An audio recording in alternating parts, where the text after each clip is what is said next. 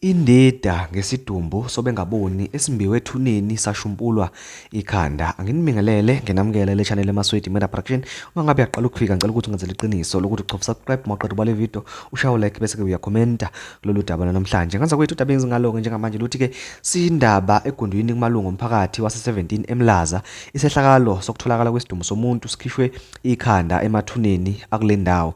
Kuthiwa ke ngolesine amaphoyisa anikela kule ndawo ngemva kokuthi ke kube khona indlela ukuthi hayibo khona isidumbu la simbiwe sasuswa ikhanda kwaqede futhi kwahanjwa nalo. Hawu ke ayahamba amaphoyisa mangabe efika endaweni yesigameko afika afica ke ibhokisi lingaphandle komgodi, umgodi nje umbiwe, inhlabathi ke igcwele emaceleni.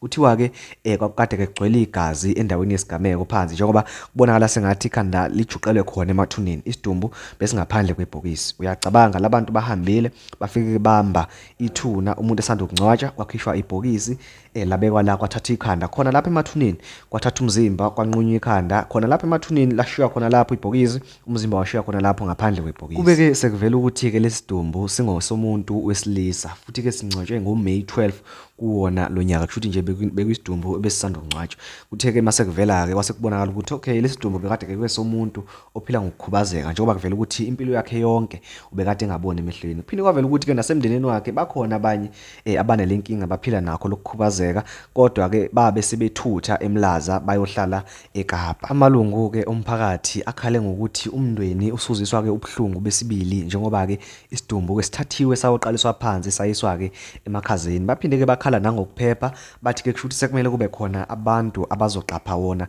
lamathuna ukuze ke isehlo esifana nalesi singaphindeke senzeke. Amaphoyisa ke abeseveza ukuthi ke kuvulwe icala lokumbiwa kwethuna ngokungemthetho nokunukubezwa kwesidumbu. Nganza kwethu angazi ukuthi ke lokhu kusitshela ukuthini thina njengabantu balapha eMzansi Afrika ukuthi sinonya lihambe luze ke lifike phi. Ngicela ukuthi nje ngizwe ukuphawula kwakho kulolu daba ukuthi ke wena kuthini okwakho ngalesenzo esibhlungu kangaka. Mangabe usuqedile ke ungenzele iqiniso lokuthi ke uyalike bese ke uyasubscribe kule video, siphinde sidibane kwi video elandelayo. Ngiyabonga.